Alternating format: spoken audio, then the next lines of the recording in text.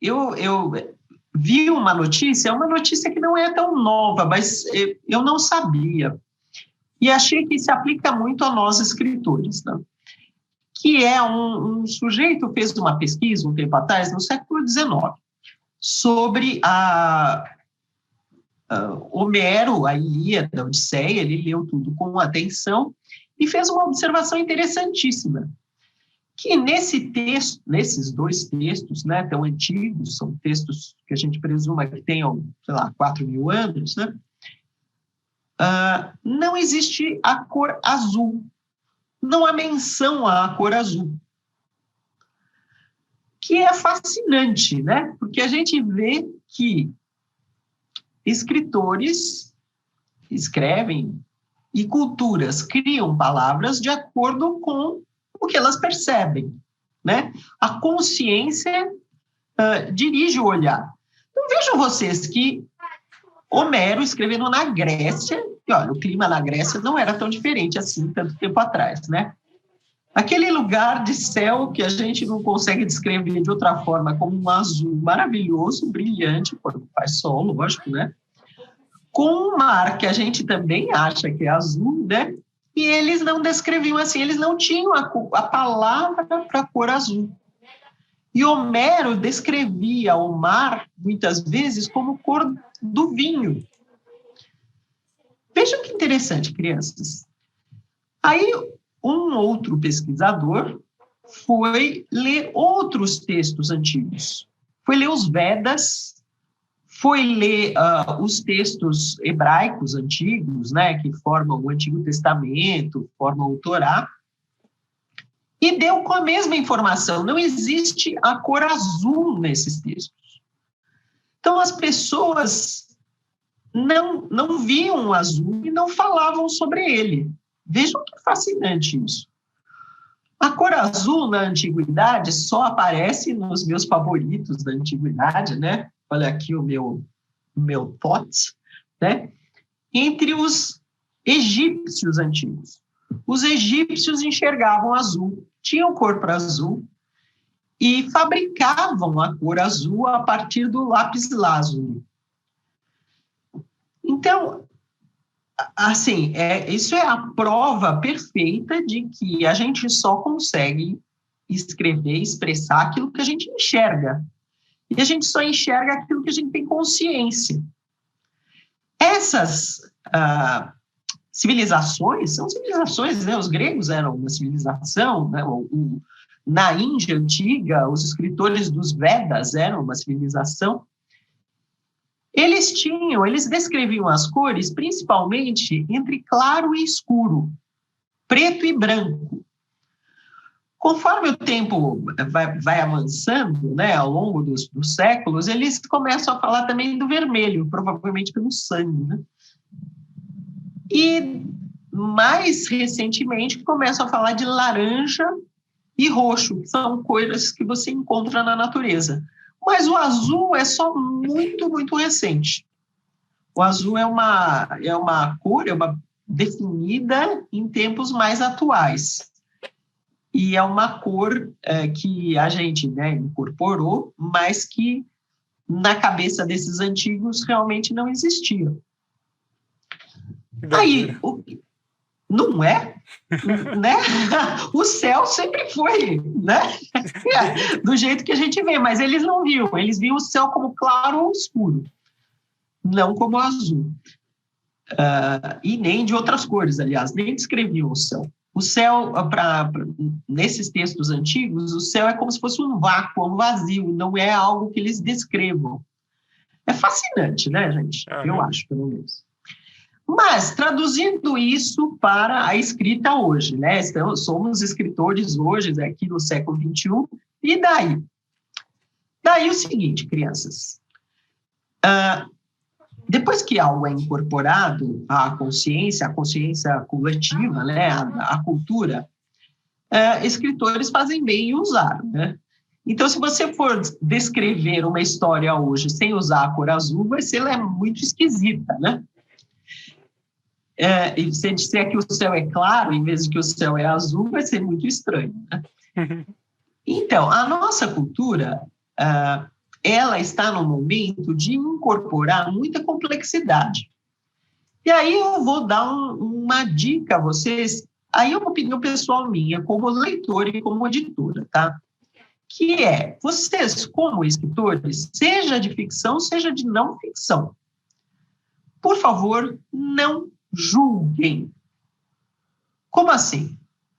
Não escrevam uma história partindo do princípio de que X personagem é ruim, é mau.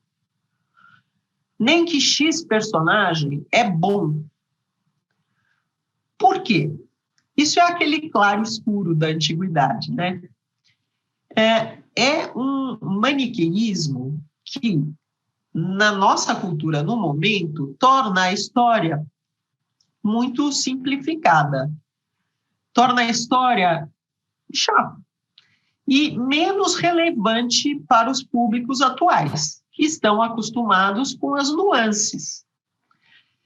Eu falo isso assim, vocês vão dizer, mas espera aí, como assim? É assim, eu vejo, é muito comum, olha, um livro que eu comprei que foi lançado no finalzinho do ano passado. Abro e encontro uma história assim, uma história que, obviamente, descreve, é uma história de fantasia, que escrevem alguns seres como os malvados, tá? Então, não descreve as ações deles, mas eles como malvados. Ou seja, o autor já pré-julga, ele acha esse tipo de gente.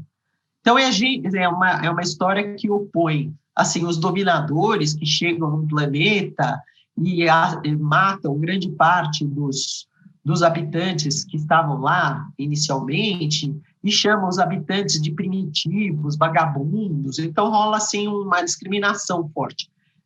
Mas essa história tem um conflito forte, né? Mas o autor parte do princípio de que esses colonizadores são maus, ponto. E os colonizados são bons. Eles são os inocentes que trabalham com a terra e eles vivem no coletivo e eles são pacíficos e não sei o quê. Então, ele cria uma oposição maniqueísta que torna a história menos relevante para os tempos de hoje.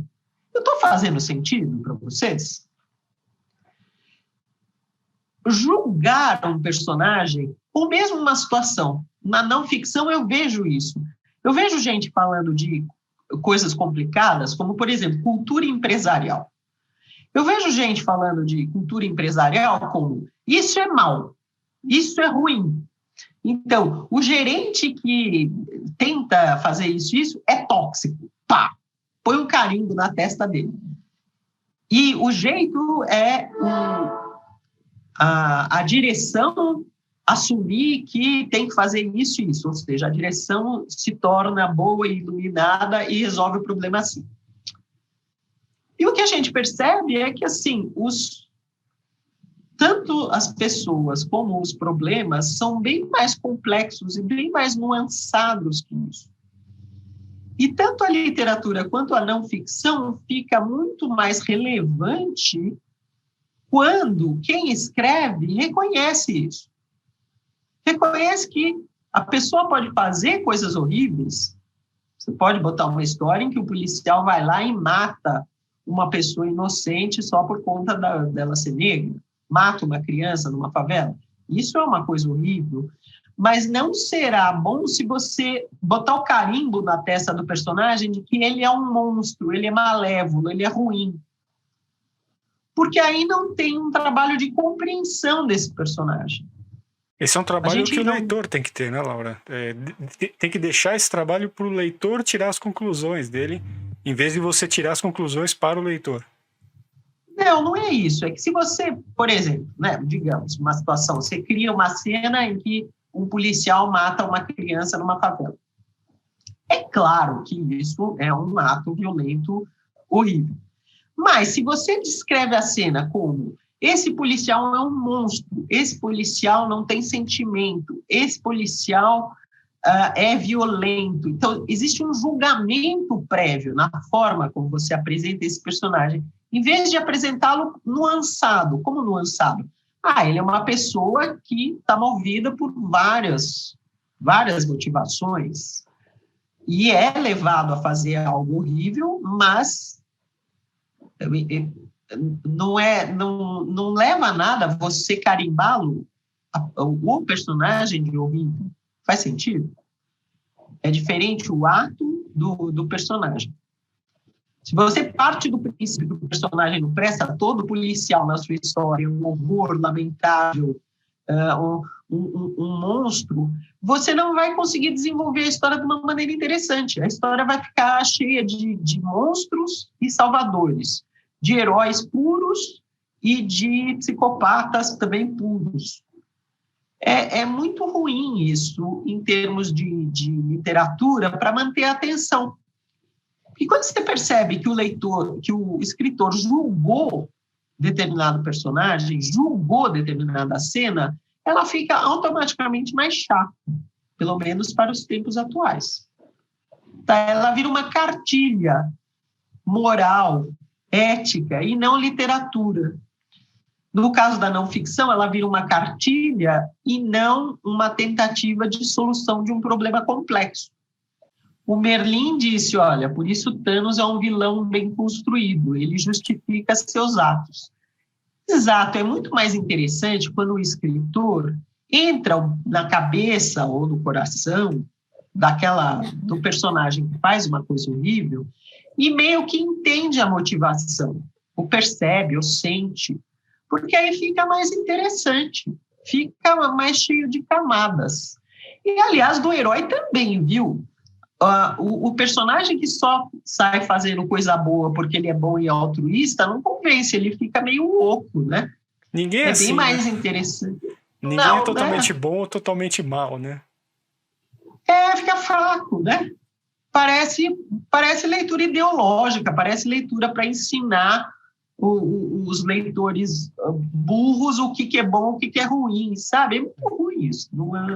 Não é algo que se abra para a complexidade do mundo que a gente está percebendo. A gente está num mundo que lida com a complexidade, que traz a complexidade para o dia a dia. Nunca houve tanta psicanálise falada, escrita e oferecida gratuitamente.